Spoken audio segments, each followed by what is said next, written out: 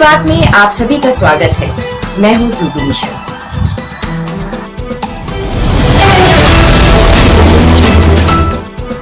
जन जन की बात में आज जनमानस के दिल की धड़कन सुशांत सिंह राजपूत की बात करेंगे। सबसे बड़ा सवाल ये है कि आखिर सुशांत ने आत्महत्या क्यों की? क्या उसे आत्महत्या करने के लिए उकसाया गया या फिर किसी साजिश के तहत मार दिया गया? सुशांत के आत्महत्या के बाद ढेरों सवाल उठ रहे हैं। जितने लोग उतनी बातें, लेकिन सवाल वहीं का वहीं है, जवाब नहीं आ रहा।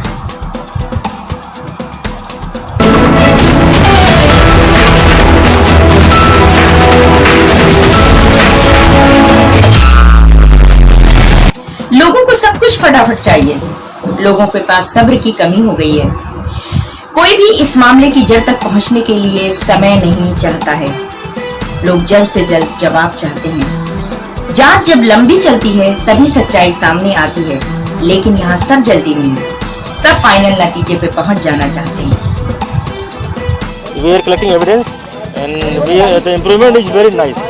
एक बात और गौर करने वाली है कि मुंबई पुलिस जो भी जांच कर रही है वो मीडिया के साथ साथ ही कर रही है। हर एक जानकारी मीडिया में लीक हो रही है। मसलन वो किसकी जांच कर रही है, किसको आज बुलाया है, उनसे क्या सवाल किया गया, सामने वाले ने क्या जवाब दिया, आदि आदि। वैसे ही पटना पुलिस जब जांच के लिए निकली तो ये बात सबको पता चल गई। रिया को आप आगाह करके आ रहे हैं तो क्या आपको वो अपने घर में बैठी मिलेगी? ये किस तरह की सार्वजनिक जांच है? पटना पुलिस किस तरीके से जांच के लिए निकली है कि उससे पहले वहां मीडिया पहुंच चुकी होती है?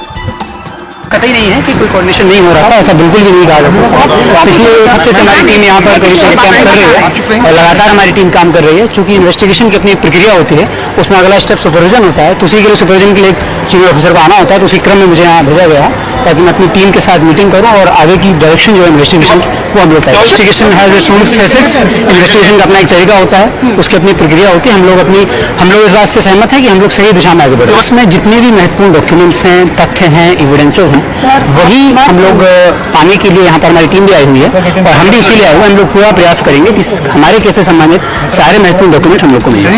क्योंकि FIR रजिस्टर हो गई और इन्वेस्टिगेशन अपने तरीके से आगे बढ़ता है, तो इन्वेस्टिगेशन में कभी इस बात का जवाब नहीं दिया सकता कि यह क्यों नहीं किया गया या क्यों किया गया। अभी हम लोग अपने इन्वेस्टिगेशन आगे बढ़ रहा है। हमें जिन जिन लोगों के बयान लेने की जरूरत है वो पिछले एक हफ्ते हमारी टीम यहाँ पर है और लगातार हम लोगों का संपर्क में और हम लोगों ने सभी महत्वपूर्ण लोगों के बयान लिए गए हैं और आगे भी जिनकी जरूरत पड़ेगी उनका भी बयान लेंगे। इन्वेस्टिगेशन में जो भी फैक्ट आएंगे हम लोग उस हर फैक्ट की हर पहलू पर जांच करेंगे। लेकिन ये कहना कि इन्वेस्टिगेशन में की स्टेटमेंट में क्या बोला गया क्या नहीं बोला गया, ये इन्वेस्टिगेशन की अपनी नैतिकता होती है और पवित्रता होती है। ये कहना ना आपके हित में होगा, ना मेरे हित में होगा, ना इस समाज का, ना ही राष्ट्र के हित में। जब भी हम लोगों को केस में इन्वेस्टिगेशन जरूरत होती है तो सीनियर ऑफिसर हमेशा जाते हैं, क्रॉस द कंट्री घूमते हैं, कंट्री के बाहर जाना का तो भी जाते हैं। तो इन्वेस्टिगेशन की अपनी जरूरत होती है, उसको पूरा करने के लिए हम लोग आते हैं। तो ये आपने क्लियर किया, इन्वेस्टिगेशन में क्या किया गया क्या नहीं किया गया ये कोई स्पष्ट नहीं होता। उनका अपना तरीका है, हम लोग अपने तरीके से काम कर रहे हैं। और हम लोगों ने अभी तक जो हम लोगों को महत्वपूर्ण लगा कि इतने लोगों के बयान जरूरी हैं, उन लोगों के स्टेटमेंट हम लोगों ने लिए हैं। उस स्टेटमेंट को एनालिसिस करेंगे टीम के साथ बैठ के, फिर उसमें जो महत्वपूर्ण फैक्ट आएंगे फिर हमें फर्दर किस डायरेक्शन में जाना है, किसके बयान लेने हैं, किसका एविडेंस लेना है, कौन सा एविडेंस कलेक्ट करना है, कौन सा डॉक्यूमेंट लेना है, इसी पर बात करने के लिए टीम से तो हमारे सीनियर ऑफिसर से डायरेक्शन लेने के लिए, फिर अपनी टीम को गाइड करने के लिए हम लोग अभी तक नहीं मिले हैं। ये बात सही है, ये पब्लिक फैक्ट है कि अभी तक हम लोग एक्सेस नहीं मिला है और हम लोग अपनी तरफ से पूरा प्रयास करेंगे कि एक्सेस मिले। बताया स्पष्ट किया कि जो भी नया फैक्ट आएंगे, अगर वो नया फैक्ट यही भी होता है कि पुराने किसी केस से भी संबंधित मामला है तो उस केस से संबंधित फैक्ट की एविडेंस की भी जांच की जाएगी। क्योंकि अगर किसी भी केस में यह होता है कि पिछले केस से रिलेटेड है और जब तक वह स्पष्ट नहीं हुआ तब तक वह स्पष्ट नहीं हो सकता है, तो इसकी स्पष्टता के लिए और केसेस को भी, चूंकि अफवाहें भी तरह तरह की चलती रहती है, तो इन सब अफवाहों पर कमेंट करना मेरी तरह से उचित नहीं होगा। हम लोग सही डायरेक्शन में इन्वेस्टिगेशन आगे बढ़ रहे हैं, हमारे सीनियर ऑफिसर्स भी संतुष्ट हैं और वहां से हम लोगों को मार्गदर्शन मिलेगा और हम लोग डायरेक्शन में जिस भी हम लोगों को कॉन्टेक्ट करने की जिससे भी जरूरत पड़ेगी ड्यू कोर्स ऑफ टाइम में सबसे कॉन्टेक्ट करेंगे। एक बात और गौर करने वाली है, वो ये कि जितनी जानकारी पुलिस के पास नहीं है उतनी जानकारी तो मीडिया के पास है। देश का मीडिया सुशांत सिंह राजपूत के गवाहों का भी इंटरव्यू दिखाकर पुलिसिया जांच की धज्जियां उड़ा रहा है। हालांकि बीच में मीडिया वालों को भी सम्मान देकर पुलिस ने पूछताछ की थी। अब तो देश के नाम चैनल इसमें कूद चुके हैं। गवाहों को दिखाया जा रहा है और इससे जांच प्रभावित भी हो रही है। तो आप मेरे सवालों का जवाब दें। आप उनके घर में रहते थे? I was there with 1 year. Yes. क्या उनकी कोई मानसिक बीमारी थी? आप पहले डरिए मत, don't be scared. everybody says that he had some major mental illness. Did he have a major mental illness?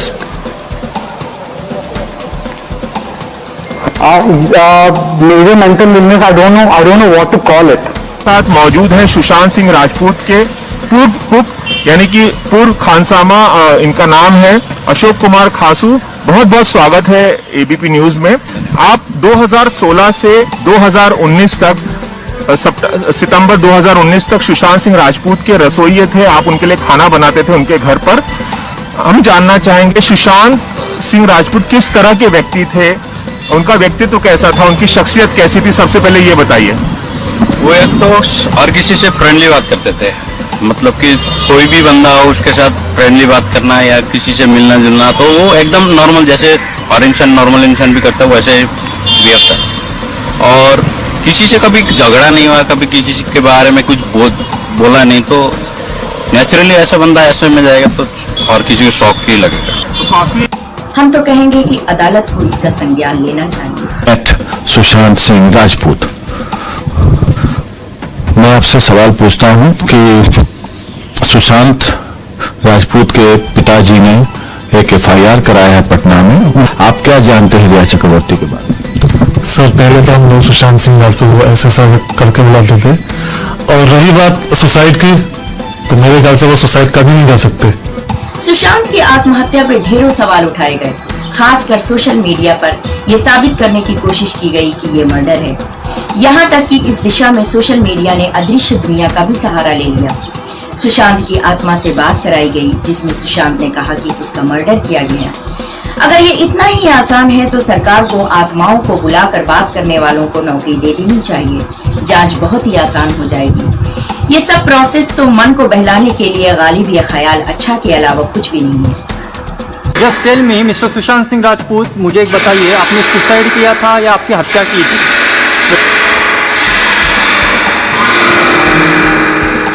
हम बुलाने की कोशिश करेंगे सुशांत सिंह राजपूत की स्पिरिट को। आप सभी को पता है कि कुछ दिन पहले उन्होंने सुसाइड करी है, और इस वीडियो का मेन बनाने का मोटिव ये है कि भाई जब से उनकी सुसाइड हुई है ना, तब से काफी सारी वीडियोस यूट्यूब पे ऐसी आ रही है जिसमें लोग ये दिखा रहे हैं कि उन्होंने उइजा बोर्ड के थ्रू या किसी और डिवाइस के थ्रू उनकी स्पिरिट से कांटेक्ट कर लिया है। और भाई मेरे पे कुछ इंस्टाग्राम पे मैसेज भी आए थे कि भाई ये वीडियो फेक है, रियल है, बताओ, कुछ करके बताओ। तो भाई इसी चक्कर में आज हम ये वीडियो शूट कर रहे हैं। मतलब यार उन बंदों के ना क्या पैसा कमाने की इतनी खुड़क है कि इतने सीरियस टॉपिक को यार उन्होंने मजाक बना के रख दिया पूरा। मतलब यार एटलीस्ट वो ये देख सकते हैं कि किसकी स्पिरिट बुलाने के वो दावा कर रहे हैं। सुशांत सिंह राजपूत की स्पिरिट को वो बुला रहे हैं और उनसे पूछ रहे हैं कि भाई तुम्हारी डेथ कैसे हुई, तुम्हें किसने मार दिया। ऐसे ऐसे सवाल पूछ के कुछ भी फर्जीवाड़ा करके जवाब दे रहे हैं और बोल रहे हैं देखो सुशांत की स्पिरिट ये बता रही है, हमें ये जवाब दे रही है। ऐसा काम कर रहे हैं यूट्यूब पे लोग। और अगर यार ये सब रियल होता तो यार इतने पुलिस ऑफिसर, इतने इंटेलिजेंट बंदे हमारी इंडिया में, हमारी ऑफिसर टीम में, यार वो सब तो होने नहीं चाहिए। सारे यही कर करके पूछ ले सारे सवाल, भाई कैसे क्या हुआ। सोशल मीडिया और मीडिया में जितनी बातें सामने आ रही है उन सब से ये मामला कुछ अलग दिख रहा है। ये मामला साफ है, ये एक प्रेम कहानी का दुर्दांत अंत है। यह एक असफल प्रेम कहानी है जहां अंत में एक प्रेमी ने अपना अंत कर लिया। रिया के साथ उनके प्रेम संबंध थे, ये जग जाहिर है। रिया ने इसे स्वीकारा भी है। लिव इन रिलेशनशिप में दोनों थे, ये भी स्वीकारा गया है। 8 जून को रिया ने यह रिलेशनशिप छोड़ दिया और 14 जून को सुशांत ने अपनी जीवन लीला को ही समाप्त कर लिया। आत्महत्या वाली रात सुशांत ने रिया को फोन किया था, लेकिन रिया ने फोन नहीं उठाया। आखिर क्यों?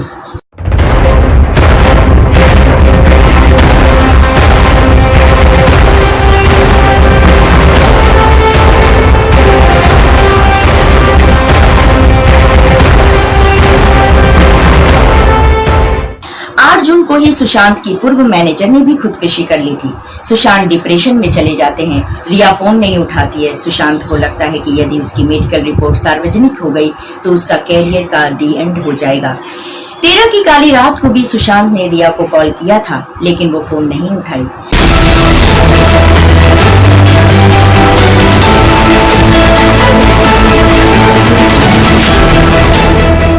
मन बेचैन हुआ और निर्णय लिया गया आत्महत्या का।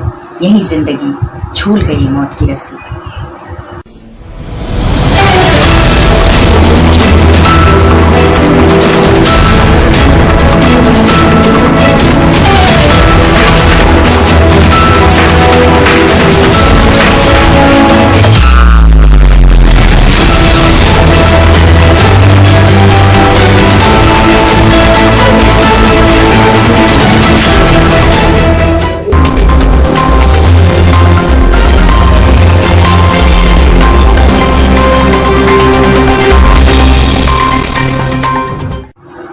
जो सच सामने आया है कि सुशांत को रिया कंट्रोल करती थी, वो किससे बात करे और किससे ना करे ये भी वही देखती थी।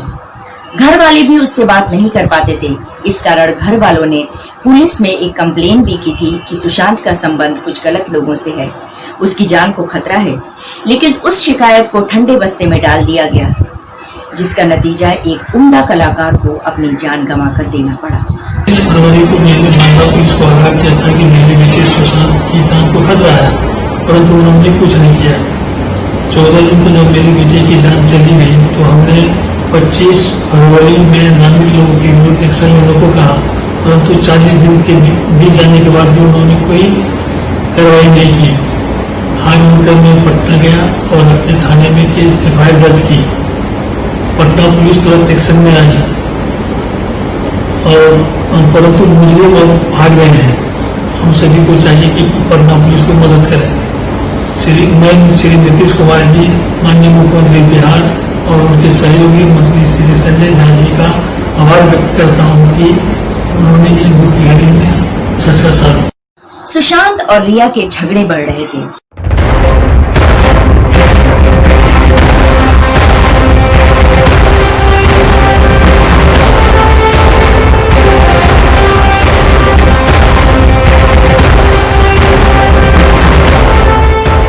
उसके बाद सिलसिला शुरू हुआ बंगाल के जादू का। उसके बाद शुरू हुआ सिलसिला तंत्र और मंत्र का। उसके बाद एक और सिलसिला शुरू हुआ मनोचिकित्सक का।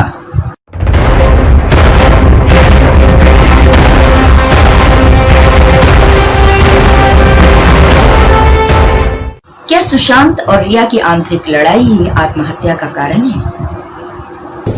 देखा जाए तो पॉलिटिक्स एक तरीके की सच्ची कहानी है जो बनाते हैं। लेकिन इस बीच परिवार ने इस तरह का कोई भी बयान नहीं दिया। परिवार को यह पता था कि सुशांत के साथ क्या हुआ है।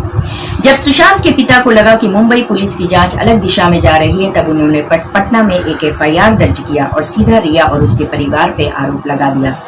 धोखाधड़ी और आत्महत्या के लिए उकसाने का आरोप लगाया गया। पैसों की हेराफेरी और गबन का भी आरोप लगाया गया। वाजिब सी बात है, सुशांत ने काफी पैसा कमाया था, तो वो सब पैसे कहाँ चले गए हैं? I remain faith in God and the judiciary. I believe that I will get justice. Even though a lot of horrible things are being said about me in the electronic media, I refrain from commenting on the advice of my lawyers as the matter is subjudice.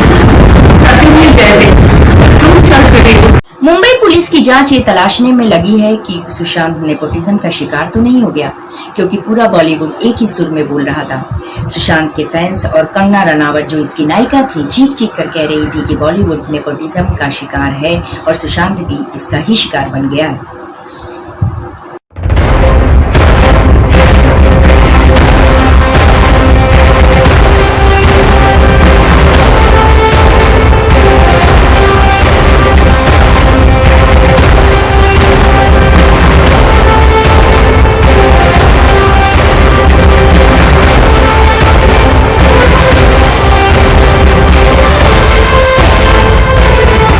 बहरहाल अब जांच की दिशा दो तरफ है, एक रिया के परिवार की ओर और दूसरा फिल्म इंडस्ट्री के बड़े प्रोडक्शन हाउसेस की।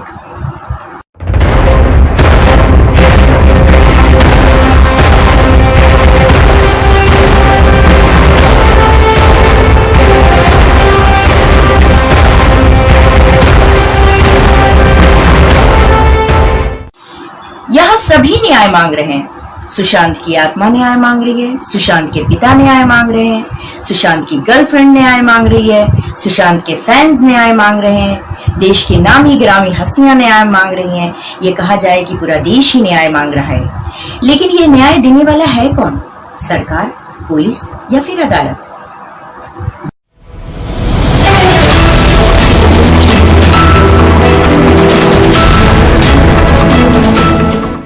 बहरहाल सुशांत को इंसाफ मिलना चाहिए। सुशांत एक उम्दा कलाकार थे, उनके पास काम की कमी नहीं थी। एक से बढ़कर एक फिल्में उन्होंने दी। उनके जाने के बाद जो उनकी आखिरी फिल्म थी दिल बेचारा, उसने भी धूम मचाई। सुशांत का नाम बॉलीवुड के सुनहरे इतिहास में हमेशा दर्ज रहेगा और सुशांत अमर रहेंगे।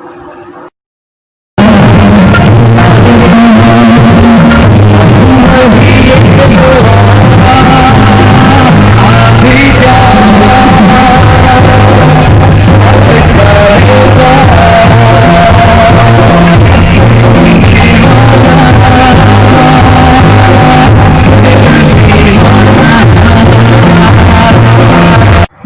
की बात में आज बस इतना ही। हम फिर मिलेंगे किसी नए मुद्दे पर। आप मुझे जुबी निशा को दीजिए इजाजत और आप बने रहिए न्याय टीवी के साथ। नमस्ते।